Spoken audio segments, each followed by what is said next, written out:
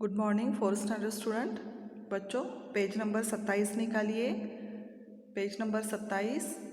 बच्चों आज हम नया पाठ सीखेंगे, उसका नाम है झांसी की रानी। पाठ नंबर 7 झांसी की रानी। बच्चों ये पाठ सुनने से पहले ये जो झांसी की रानी है इनके बारे में हम थोड़ा बताएंगे आपको। रानी लक्ष्मीबाई, उनका जन्म 19 नवंबर को हुआ और उनकी मृत्यु 17 जून 1858 में उनकी मृत्यु हो गई। ये जो रानी हम झांसी की रानी का हम नाम ले रहे हैं, ये ऐसी वैसी रानी नहीं है, तो वो ऐसी वीर महिला है जो उनका नाम हम आदर से लेते हैं। सभी महिलाओं के लिए गौर की बात है कि इनका नाम जो है हम जब लेते हैं तो हमें आदरपूर्वक उनका नाम लेना चाहिए। भारत में जब भी महिलाओं के सशक्तिकरण की बात होती है तो महान वीरांगना रानी लक्ष्मीबाई की चर्चा ज़रूर होती है। रानी लक्ष्मीबाई न सिर्फ एक महान नाम है बल्कि एक आदर्श है उन सभी महिलाओं के लिए जो खुद को बहादुर मानती है, और उनके लिए भी एक आदर्श है जो महिलाएं ये सोचती है कि वह महिलाएं हैं तो कुछ नहीं कर सकती। देश के पहले स्वतंत्र संग्राम 1857 में महत्वपूर्ण भूमिका निभाने वाली रानी लक्ष्मीबाई के अप्रतिम शौर्य से चकित अंग्रेजों ने भी उनकी प्रशंसा की थी। तो ऐसी एक महान वीरांगना हमारे भारत में होकर गई है और पूरे भारत ही नहीं पूरे जग में उनका नाम हम एक आदरपूर्वक लेना चाहिए, क्योंकि उन्होंने ऐसा काम किया है कि सभी महिलाओं के लिए वो आदर्श है। तो इसी महिला की कहानी हम आज पढ़ने जा रहे हैं और ये महिला है रानी लक्ष्मीबाई। तो पहले जब अंग्रेज़ों का राज था, पहले अंग्रेज़ों का राज था पूरे भारतवर्ष में अंग्रेज़ों का राज था। जब अंग्रेज़ लोग यहाँ राज किया करते थे। तो बच्चों ये पहले पाठ मैं आपको पढ़ाती हूँ, ठीक है। देश की आज़ादी के लिए समर भूमि में कूदने वालों में पुरुषों के साथ महिलाओं की संख्या भी कम नहीं थी। इसमें से खास एक महिला थी झांसी की रानी लक्ष्मीबाई। बरसों पहले पेशवा के द्वारा झांसी संस्थान नारो शंकर को मिला। कई वर्षों के बाद रघुनाथ राव नेवालकर झांसी के राजा हुए। रघुनाथ राव की मृत्यु के बाद उनके भाई गंगाधर राव को गद्दी का अधिकार मिला। गंगाधर राव की प्रथम पत्नी की मृत्यु के बाद उनका दूसरा विवाह मोरोपंत तांबे की बेटी मनु से हुआ। वही मनु झांसी की रानी लक्ष्मीबाई कहलाई। मनु उर्फ लक्ष्मीबाई बचपन से अपने मुंह बोले भाई नाना के साथ खेलती, अस्त्र शस्त्र चलाना सीखती व पढ़ती लिखती बड़ी हुई थी। वह बहुत निडर, शूरवीर और स्वाभिमानी थी। उन दिनों अंग्रेज़ों का राज था। अपने राज्यों को बढ़ाने के लिए वे छोटी मोटी राज्यों को जिनका वारिस नहीं होता था अपने कब्जे में कर लेते थे। दुर्भाग्य से रानी लक्ष्मीबाई की एकमात्र संतान की मृत्यु हो गई थी। फिर रानी ने एक बालक गोद लिया, उसका नाम दामोदर रखा। रानी के राज्य का गोद लिया हुआ वारिस बालक अंग्रेज़ों ने नामंजूर किया। मौका देखकर अंग्रेज़ों ने झांसी पर हमला कर दिया। रानी ने कहा, मैं अपनी झांसी नहीं दूंगी। अपने बेटे को पीठ पर बांधकर उसने अंग्रेज़ों के साथ घोर युद्ध किया। रानी झांसी की रक्षा की, अपनी झांसी की रक्षा की। अंत में घायल होकर वह पास की एक कुटी में गई। अपना बेटा साधु को सौंपकर रानी ने प्राण त्याग दिए, पर झांसी को बचाया। झांसी की रानी को हम सब आज भी याद करते हैं। तो बच्चों ये जो कहानी है, तो ये कहानी कुछ ऐसे वैसी महिला की कहानी नहीं है। तो एक ऐसी महिला है कि वो सिर्फ नाम की रानी नहीं है, सिर्फ नाम की रानी नहीं है। वो कैसी है? वो बहुत निडर है, शूरवीर है, स्वाभिमानी है। तो बच्चों ये जो रानी है तो इस पाठ में जैसे कि मैंने अभी कहा कि रानी लक्ष्मीबाई की हम बात कर रहे हैं। उन दिन आज़ादी के देश आज़ाद नहीं हुआ था, उन दिनों की बात मैं बोल रही हूँ। उन दिनों हमारा देश आज़ाद नहीं हुआ था, हमारा देश अंग्रेज़ों ने काबिज़ किया था और कैसे भी किस हाल में भी अंग्रेज़ों से हमें हमारा देश बचाना था। और देश की आज़ादी के लिए समर भूमि में कूदने वाले पुरुष बहुत थे, लेकिन उनके साथ कंधों से कंधा मिलाकर चलने वाली भी कुछ महिला कम नहीं थी। पुरुषों के साथ महिला भी कुछ कम नहीं थी। इनमें से एक है झांसी की रानी, इनमें से एक, क्योंकि हमारे देश को आज़ाद करने के लिए जैसे पुरुषों ने बलिदान दिया वैसे ही महिला भी उनके साथ थी। और इनमें से एक नाम है झांसी की रानी, उनमें से एक नाम है झांसी की रानी। बरसों पहले पेशवा के द्वारा झांसी संस्थान नारोशंकर को मिला। अभी ये भारत देश में अलग अलग ऐसे संस्थान थे और उन संस्थानों का एक राजा था। ऐसे अलग अलग राजा थे और वो ऐसे वारिस को वो गद्दी मिलती थी। जैसे कि संस्थान को पेशवा के द्वारा झांसी संस्थान नारोशंकर को मिला।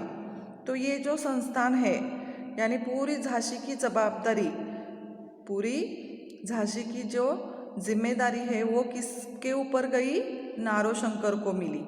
नारोशंकर ने कई वारसों के बाद, अभी ये नारोशंकर जो झांसी के संस्थानों के राजा है, तो ये वारिस जो इनके बेटे का बेटा ऐसे ही वो संस्थान वो अलग अलग वारसों को मिलता था। तो ऐसे ही पहले नारोशंकर को मिला, उसके बाद कई वारसों के बाद ऐसे कई वारिस हो गए और उसके बाद वो संस्थान झांसी संस्थान किसे मिला? रघुनाथराव नेवालकर को मिला। झांसी संस्थान नारोशंकर को मिलने के बाद कई वर्षों के बाद रघुनाथराव नेवालकर को झांसी का संस्थान माना गया। यानी झांसी के राजा कौन हुए? रघुनाथराव नेवालकर। झांसी के राजा कौन हुए? रघुनाथराव नेवालकर। अब रघुनाथराव नेवालकर की मृत्यु हो गई। अभी इनकी मृत्यु होने के बाद इनके जो भाई है गंगाधर राव, तो गंगाधर राव झांसी के राजा हुए और पूरे अधिकार गंगाधर राव को मिला। झांसी के पूरे अधिकार किसे मिला? गंगाधर राव की प्रथम पत्नी की मृत्यु हो गई थी। अभी देखिए बच्चों, पहले पेशवा के द्वारा झांसी संस्थान नारोशंकर को मिला, कई वर्षों के बाद रघुनाथ नेवालकर को मिला। रघुनाथ नेवालकर झांसी के राजा हुए, उनके बाद रघुनाथ राव की मृत्यु हो गई। मृत्यु के बाद उनके जो भाई है गंगाधर राव, उन्हें झांसी का राजा बना दिया और उन्हें अधिकार मिला। गंगाधर राव की पहली पत्नी की मृत्यु हो गई। गंगाधर राव का दूसरा विवाह हो गया। मोरोपंत तांबे की बेटी मनु से हुआ। मनु यानी बचपन का नाम, रानी लक्ष्मीबाई के बचपन का नाम क्या था? मनु। गंगाधर राव की दूसरी पत्नी उनका नाम मनु, यानी बचपन का नाम मनु, और वही मनु झांसी की रानी लक्ष्मीबाई कहलाई और उसके बाद उनका नाम रानी लक्ष्मीबाई हो गया। मनु उर्फ लक्ष्मीबाई बचपन से अपने मुंह बोले भाई नाना के साथ खेलती।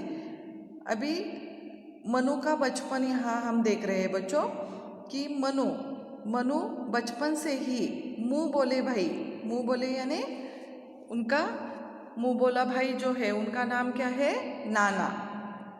मुँह बोले भाई के साथ खेलती थी, अस्त्र शस्त्र चलाना सीखती, पढ़ती लिखती बड़ी हुई थी। तो ये जो बचपन से मुँह बोले भाई नाना के साथ मनु खेलती थी और खेलने के साथ साथ वो शस्त्र अस्त्र कैसे चलाते हैं, घुड़सवारी कैसे करते हैं, घोड़े पर कैसे बैठते हैं, घोड़े पर बैठकर तलवार बाजी कैसे करते हैं। और ऐसे जो युद्ध के समय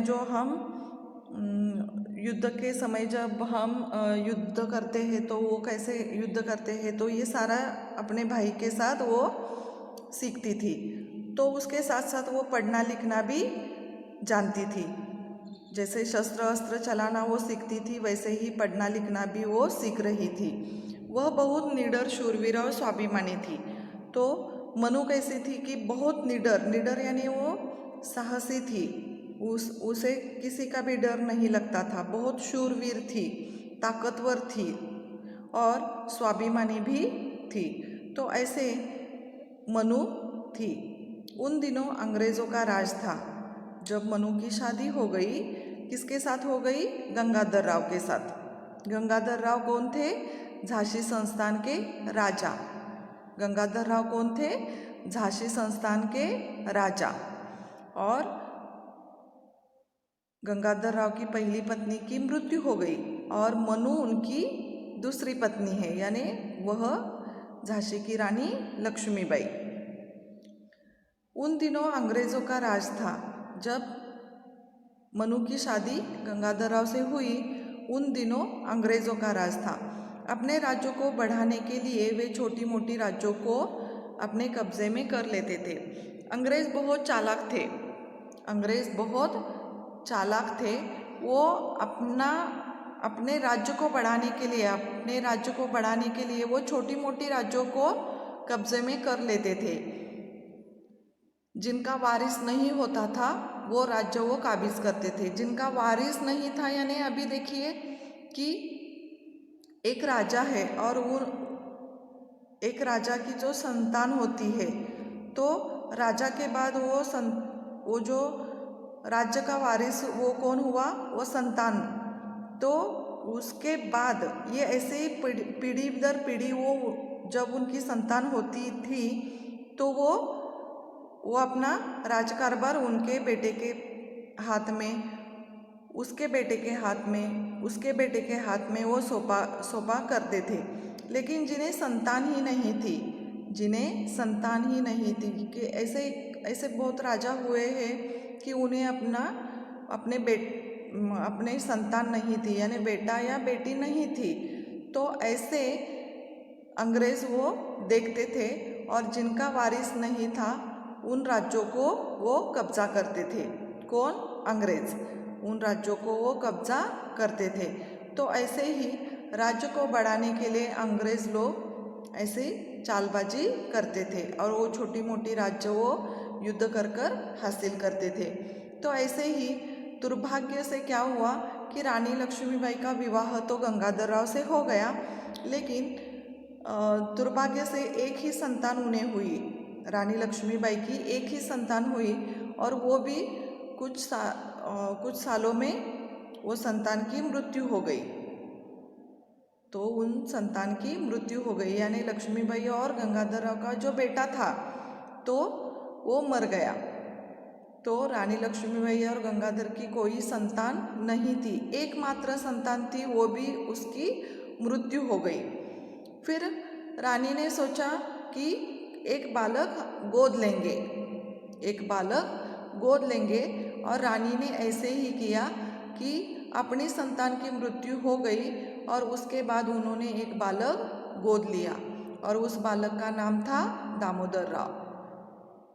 उस गोद लिए लड़के का नाम क्या था, दामोदर। रानी ने राज्य का गोद लिया हुआ वारिस अंग्रेज़ों को नामंजूर था। अंग्रेज़ लोग बहुत चालाक थे, उन्हें उनकी संतान चाहिए थी, लेकिन लक्ष्मीबाई की संतान तो नहीं थी। और रानी लक्ष्मीबाई ने एक लड़का गोद लिया था, बालक गोद लिया था, उसका नाम दामोदर था। और गोद लिया हुआ लड़का अंग्रेज़ों को नामंजूर था। गोद लिए हुआ जो वारिस है, बालक है, वो अंग्रेज़ों को नामंजूर था। मौका देखकर अंग्रेज़ों ने झांसी पर हमला किया। रानी लक्ष्मीबाई को लाख मनाने के बाद भी रानी लक्ष्मीबाई ने अंग्रेज़ों का कुछ न सुना और वो अपना जो बालक है उन्होंने गोद लिया। अंग्रेज़ लोग इतनी शाकिरदारी से मौका देखकर झांसी पर उन्होंने हमला कर दिया। झांसी पर हमला कर दिया। रानी को गुस्सा आ गया। वो बहुत गुस्से से अपने लड़के को पीछे कमर पर बांध कर वो अंग्रेज़ों पर टूट पड़ी और उन्होंने कहा कि मैं अपनी झांसी नहीं दूंगी, मैं अपनी झांसी नहीं दूंगी। अपने बेटे को पीठ पर बांध कर उन्होंने युद्ध का ऐलान किया और अंग्रेज़ों के साथ रानी लक्ष्मीबाई ने युद्ध किया। युद्ध के समय झांसी की रक्षा करना एकमात्र उनकी इच्छा थी। और वो अंग्रेज़ों पर इतनी टूट पड़ी कि वो अंत में घायल हो गई। अंग्रेज़ों की सेना ज़्यादा थी। अंग्रेज़ भी लक्ष्मीबाई के सेना पर टूट पड़े और घनघोर युद्ध होने के बाद रानी लक्ष्मीबाई बहुत निडर थी, शूरवीर थी, स्वाभिमानी थी। तो ऐसी झांसी रानी लक्ष्मीबाई ने अपनी झांसी नहीं दूंगी ऐसा कहकर अंग्रेज़ों पर टूट पड़ी। उसके बाद अंत में घायल होकर वह पास की कुटी यानी झोपड़ी थी, वहाँ अपना बेटा जो है उसका नाम क्या है, दामोदर, तो एक साधु को सौंपकर रानी ने प्राण त्याग दिए। अंग्रेज़ बहुत निडर थे, बहुत ही क्रूर थे।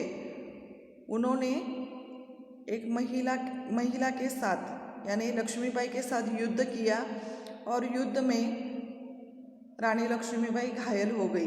घायल होने के बाद पास में एक झोपड़ी थी, उस झोपड़ी में एक साधु को अपना बेटा सौंपकर उन्होंने प्राण त्याग किए।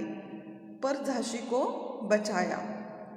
झांसी को उन्होंने अपने प्राण त्याग किए, लेकिन उन्होंने झांसी को बचाया। झांसी की रानी को हम सब आज भी याद करते हैं, क्योंकि उनकी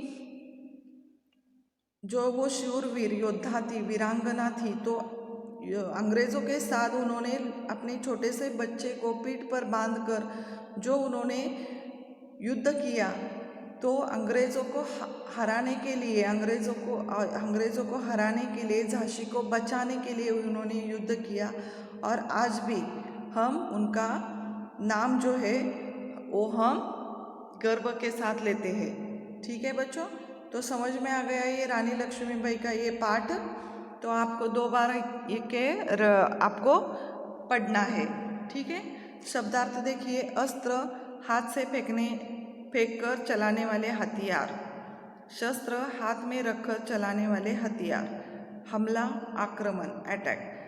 जो अस्त्र होते हैं वो हाथ से फेंक कर चलाने वाले हथियार होते हैं, जैसे कि भाला, हाथ से फेंक कर। और शस्त्र क्या होते हैं, हाथ में रख कर चलाने वाले हथियार होते हैं, जो तलवार। ठीक है, तो भाला हम फेंकते हैं तो वो अस्त्र हुए। शस्त्र किसे कहते हैं, हाथ में रख कर वो चलाते हैं, तो इसीलिए वो शस्त्र। ठीक है, तो आज का पाठ आपको समझ में आ गया होगा बच्चों, समझ में आ गया है ना। तो ऐसी वीरांगना जो हमारे भारत में पैदा हुई है, और ऐसी महिला, बहुत सारी महिला है जो उन्होंने हमारे भारत का नाम रोशन किया है। जब भारत में अंग्रेज़ों का राज था, वहाँ कई पुरुषों ने भी ऐसे युद्ध में उन्होंने हमला किया है, लेकिन यहाँ पुरुषों के साथ साथ कंधे से कंधा मिला कर भी महिलाएं युद्ध में शामिल हुई थी। ऐसी एक महान वीरांगना की कहानी हमने यहाँ बताई है। आपको 2 बार पढ़ना है, ठीक है। इसके प्रश्न और उत्तर मैं आपको कल देती हूँ, ठीक है बच्चों। तो ऐसे ये जो पाठ है आपको घर में 2 बार पढ़ना है, ठीक है बच्चों। समझ में आ गया? ओके, तो आज का क्लास हम ख़त्म करते हैं बच्चों। कल मैं इसके प्रश्न और उत्तर देती हूँ। Okay, thank you.